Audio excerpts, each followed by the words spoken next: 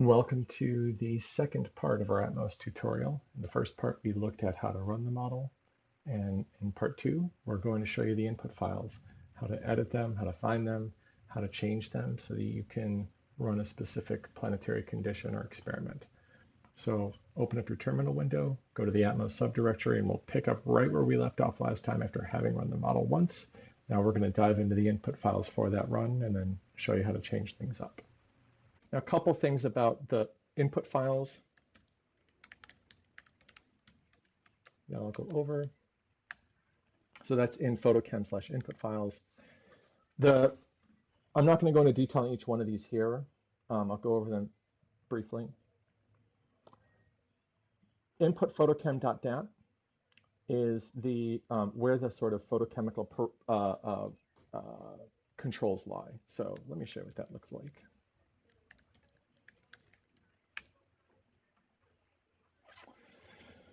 This has the parameters for the codes runs, and most of these are going to want to keep the same. These are things that have to do with how the model's doing things numerically, like averaging together the photo rates factor for diurnal variations in the photolysis rates. The fact that we have night half the time and the sun isn't shining on a given part of the planet for half the time.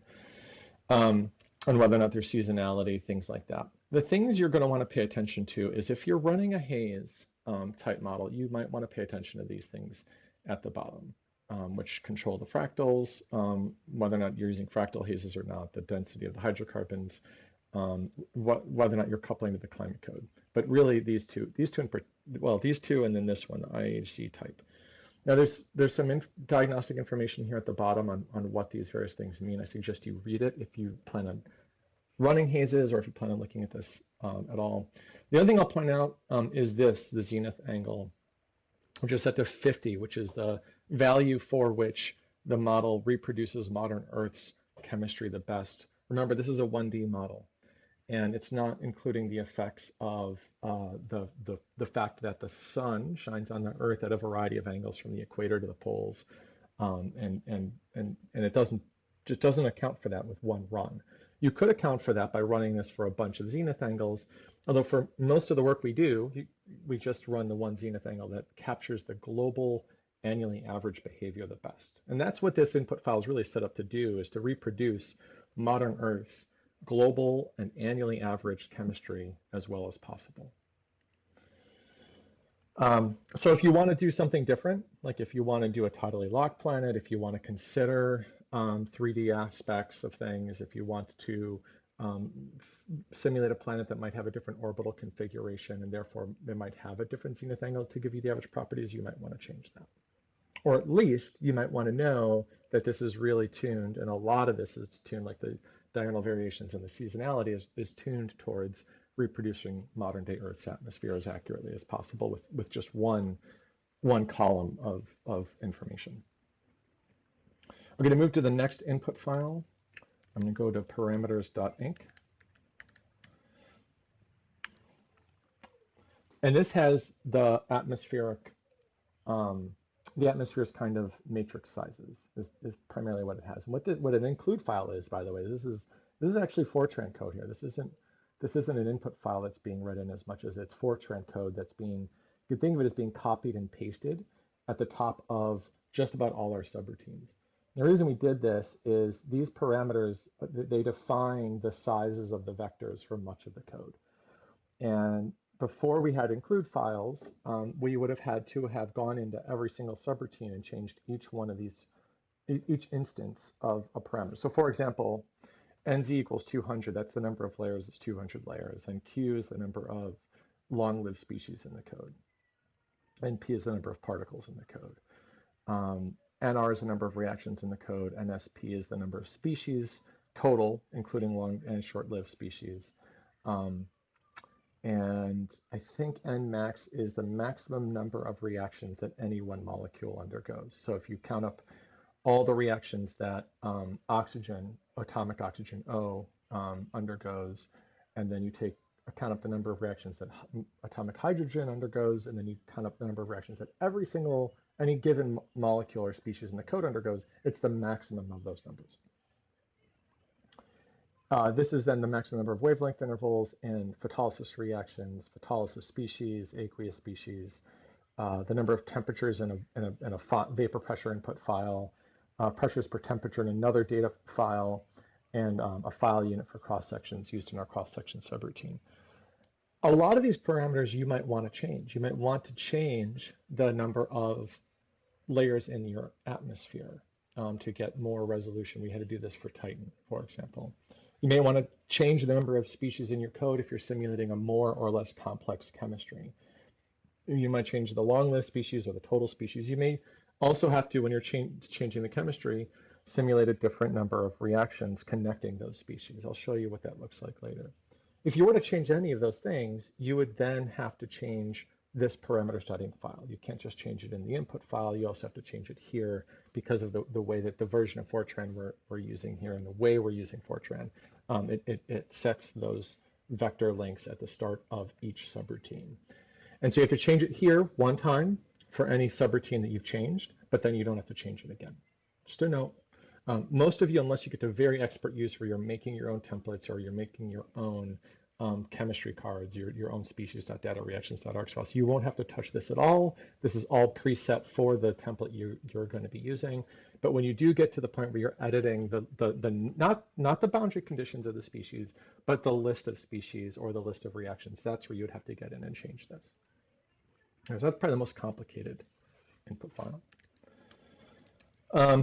The next one I'll show you is, actually, since I just talked about it, let's talk about the species. So this is actually, this species.dat, this is probably for most of our users and for most of the runs that most people would do. This is what you're going to change probably 90% of the time. And the reason is this has a few things in it that are really important. One is it has your list of species that the code has, which is shown in this first column here. So each line in this input file is a molecule that the code is considering when it runs. So it's included in the chemistry. The code will predict its vertical mixing ratio and number density profiles. And it's also acting in the chemistry and chemical reactions with the other species in the code. In addition to that, it also has the information about some diagnostic information about the molecule, which is here. And then it also has the boundary conditions for that molecule, which is really what we change as we run these codes for different cases.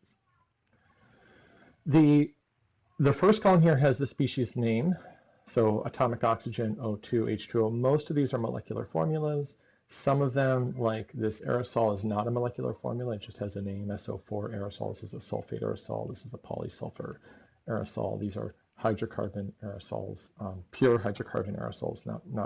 These do not include oxygen or sulfur or nitrogen in this case. It then shows what kind of species it is. Most of them will be long-lived. The exceptions to that are very short-lived species. The difference here is that the short-lived species are not included in we don't transport them through molecular diffusion when solving for the mass balance in a given layer, and they do not factor into our calculation for how stable the model is in a given time step. We only consider the long-lived species for that. Eventually, we may move everything into the long-lived species list from here because computers have gotten better at handling large matrices. And the ratio of long-lived to short-lived species historically has grown over time as computational power has increased. Inert species are ones that do not participate in the atmosphere chemically. We are thinking of also getting rid of these because we've found in many cases, especially with high CO2, you can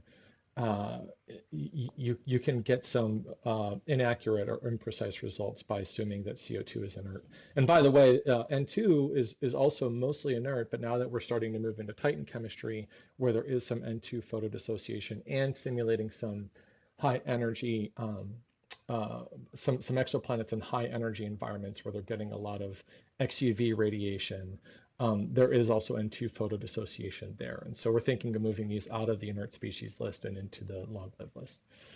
These two are essentially placeholder species for a photon, which we use when we're tracking photolysis reactions, and for generic third body molecule for when we're doing pressure dependent reactions or quenching reactions where there needs to be a collision with a third body in the atmosphere. So this can be any old third body. It doesn't have to be a specific chemical. So that next to that, we have the atomic composition of these species, and this is split between how much oxygen, hydrogen, carbon, sulfur, nitrogen, and chlorine is contained. So O is just one oxygen atom, O2 is two oxygen atoms, water is one oxygen atom and two hydrogens, and so on. You could see like C2H6, ethane is zero hydrogens, but then it has zero oxygens, then it has six hydrogens and two carbons. And this is used for both mass balance reasons, but also if you get into redox balance, our redox balance in this code is based on the atomic mass balance. Okay, so then next to that is our type of boundary condition, L bound, and then information on the specific boundary condition that's being utilized based on which L bound value we have. It's best to talk about this all together. You've got a little key up at the top if you forget what I'm about to say and don't have access to this video. There's four boundary conditions: constant deposition velocity, constant mixing ratio, constant upward flux, and a combination of a constant deposition velocity plus a vertically distributed upward flux. So for constant deposition velocity, value of 0, for example, O, we're using this column. And I'll explain what these are in a minute. For constant mixing ratio, value of 1, we're using this column. For a constant upward flux, I don't know if we've got any in this code. Yep, here we go. This is a constant upward flux for OCS. We would be then using this column. And then this case, 3, is an interesting one. This is for volcanoes. And for this one, for example, hydrogen comes out of volcanoes.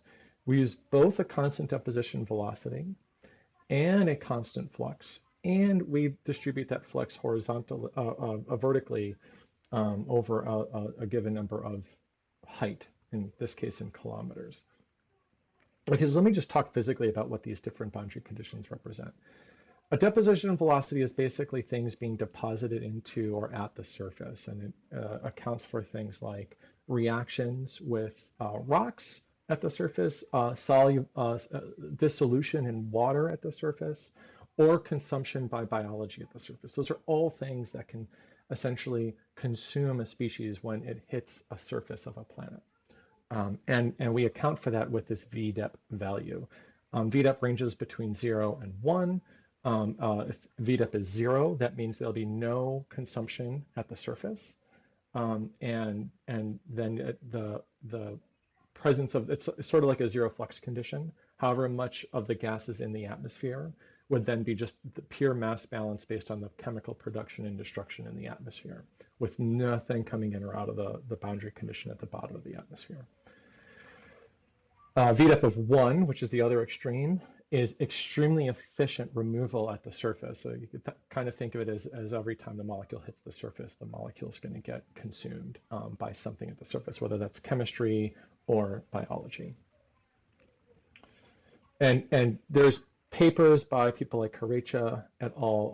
on how to simulate VDEP for cases of biology. And for aqueous geochemistry as well. And this is one of the ones that's sort of, there's a bit of more art to it because you have to think about what you're doing with VDEP if you're simulating something happening at or below the surface, like in the ocean or with biology. Fixed mixing ratio, this one's a little bit more straightforward. So for this one, if we have a constant deposition velocity, what the code will effectively do is it'll say, given how fast things are flowing into the surface, and by the way, this is going to be something also true for something you say about flux, or how fast things are flowing into the atmosphere from below, the code will calculate what the concentration of the gas is given that flux in or out of the atmosphere. For fixed mixing ratio, the code does something different. It fixes the mixing ratio at the surface layer, and then it determines how fast that gas has to flow in or out of the atmosphere to maintain that concentration. We often use this if we know the concentration is at a certain value, like modern day Earth, we know what the modern day oxygen concentration is, so we could set the fixed mixing ratio to be 21%. Or if we're simulating an exoplanet where we've constrained the concentration, we might set the concentration at that fixed mixing ratio or the range of possible concentrations at that range of fixed mixing ratios. And then the code would then tell us how fast the molecule has to flow into the atmosphere to maintain that concentration. I expect this will be used more as we get more observational data on exoplanets in the future. SG flux is, as I said, the opposite. This is, and it's similar to VDEP, but things are now flowing in the other direction. This is now in units of molecules per square centimeter per second, a flow rate into the atmosphere. If you think of the atmosphere as a big bathtub and the code as calculating how much of a given gas or molecule is filling up that bathtub, this is sort of controlling how fast things flow into the bathtub. This is then the control on how fast things flow out of the bathtub. And usually you're only flowing in or out, with one exception, which I'll get to. So if you want to flow things into the bathtub, this is how you do it. You put a L bound of 2, which says I want to use constant SG flux, and then you set your SG flux here. So for example, in this particular run, in this particular one, we have OCS flowing into the atmosphere at 1.4 times 10 to the 7 molecules per square centimeter per second. Okay, and then lastly, if we have volcanoes, those both flow into the atmosphere, and they flow into the atmosphere over a number of heights. So if you think about the Hawaiian island chain, that series of volcanoes, some of those are at very high altitudes. You can actually take a nice hike up some of these volcanoes, both the extinct ones and the active ones if they're not active at the moment. And there's also ones that are at sea level. So there's a distribution of heights that volcanoes emit at. Plus, in addition to them existing at a number of heights, they also eject things into the atmosphere with some velocity that reaches a number of heights in the atmosphere. Which is all to say that volcanoes don't exist at a given height globally. They exist over a range of heights. And to account for that, what we do is we take this SG flux and we distribute it over a number of layers in kilometers. So this is to say, for H2, we take this 3 times 10 to the 10th molecules per square centimeter per second, and we distribute it evenly over the bottom 10 kilometers of the atmosphere. So each kilometer is going to get 3 times 10 to the 9th molecules per square centimeter per second of H2, as opposed to it all coming in at the surface layer. In addition to that, we allow these volcanic gases to then dissolve at the surface back into the ocean, at the rate specified by the deposition velocity. So this lets us do cool things, like for example, hydrogen both comes out of volcanoes and can get consumed by biology if there's methanogens present in the ecosystem. And so we can play games like this where we turn on a spigot of H2 and turn on essentially a consumption rate by biology and see how those two things balance out. It's really fun. It's a really cool thing that Mark Claire added to the code. I think Mark Claire added the code some number of years ago. And then lastly, we have this is the last bit, we have our upper boundary conditions. These are simpler because we don't have something akin to volcanoes at the top. We have our M bound, which is either constant diffusion velocity, constant mixing ratio, or constant flux. If we use a constant flux, it then uses this column here, SM flux, as a flux into the atmosphere. I think this is in units of negative this is flow out of the atmosphere, because up is always positive in the code in terms of the flux values. So a negative value here, for example, for nitrogen means that there's nitrogen coming back down into the atmosphere. Just think that up is positive and you'll get the sign right here. Although I should be honest with the world, I don't play with this much, so you should check what I just said with your own runs, but I'm pretty sure that up is positive. VF 0 is similar to VDEP, just for the top of the atmosphere. This is saying that I'm going to allow things to escape at a rate proportional to the concentration in the top layer of the atmosphere. This would be most commonly used for things like diffusion limited escape. Okay, that's it for this file. And then let me show you, there's two more.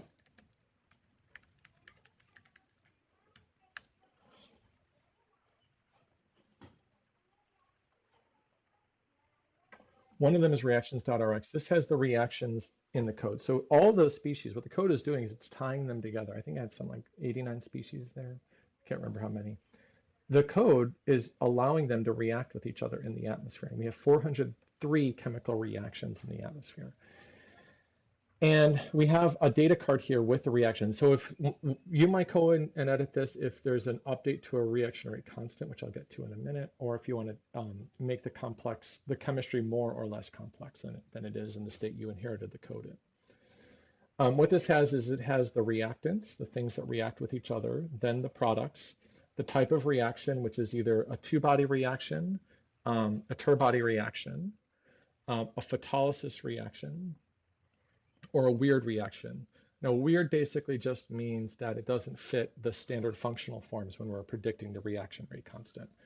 That's different than the two-body reactions, which follow an Arrhenius equation for the reaction rate constant, where we have the Arrhenius prefactor and then the sort of exponential and temperature-dependent information after that.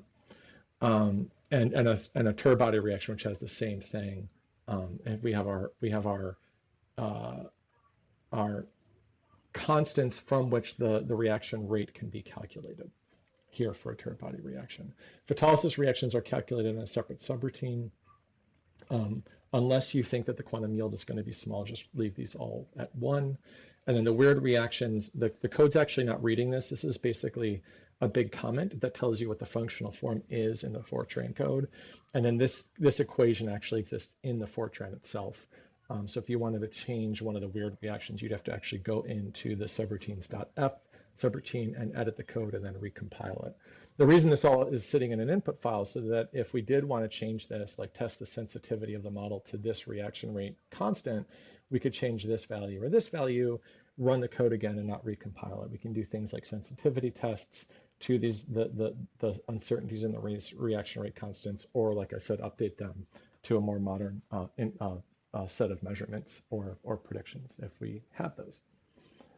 Okay, so that's reactions.rx. If you do change the number of reactions in the code, so if I were to add reactions at the bottom of this list, and I then had 404 or 500 reactions, or if I deleted reactions from this list, then I would also need to change parameters.inc and then recompile the code. The same thing is true if I changed the number of species in species.dat. If I added species to this list or I deleted species from this list, I'd have to then change parameters.inc accordingly and recompile the code. That's kind of expert use. If you're just running the code without changing the chemistry or the molecules, you don't have to worry about that. Okay, and then there's one last important sort of human readable code or input file, which is planet.dat. This has sort of planetary and stellar properties. So it has things like the gravitational pull of the planet, the F scale, which is the amount of energy the planet receives relative to from its star relative to what Earth receives from the sun, the surface albedo of the planet, so how shiny the surface is, the height of the tropopause, the fractional percentage of argon, which that's mostly important for calculations on things like pressure, or if you're calculating nitrogen concentration based on remainders, it can be used there. We don't use this much anymore, to be honest. The radius of the planet in centimeters, I believe. The surface pressure of the planet. The name of the planet, which is both useful for your output file control and just looking to remind yourself what kind of planet you were trying to run. It also does have some triggers inside the Fortran code. So I would say only change this if you know what you're doing, and otherwise keep it the same. This is the time ago. If you're running Earth specifically, Mark Claire has this nice little subroutine that lets you simulate an ancient sun, say, for example, 2.7 billion years ago. And what that does is it changes the spectrum of the host star to be something like the sun at X billion years ago, where this is X. So this would then give you a stellar flux where the stellar energy distribution matches what we think the sun might have had 2.7 billion years ago. iReset is ambitious and doesn't work yet. This is if we want to reset the code. This actually probably shouldn't be in here. This is something I'm going to change at some point in the future. We'll move this out of here and into input photochem.dat. P star is the star you're using with a list of stars here. So what you'll want to do is if you want to change the star type, find your sort of nearest neighbor star, the star that is the most similar to the star you would like to run. find its P star value and then enter it here. And then IHZ scale is to automatically scale F scale to the Earth equivalent flux based on the spectral type. So what this is doing, I would read it here. So if you set this to 1, then what it's going to automatically do is it's going to automatically sort of integrate and scale F scale to the Earth equivalent flux based on the spectral type. It's basically a check to make sure that F scale is being properly done in the context of different stellar input file types. And then UV scale is if you want to scale just the ultraviolet part of the spectrum. So if you wanted to test, amping up the UV or tamping it down a bit to simulate something like a flare or a particularly active star, you could do that with UV scale. Okay, so those are the input files. Now for Atmos, so if you run it, you want to change it, that's what you're going to have to change. And that's the end of part 2 for our tutorial. Now you know how to edit and find the input files to run the code and run it for different conditions. We'll stop here and we'll pick up with part 3 next time, where part 3 is about the output files.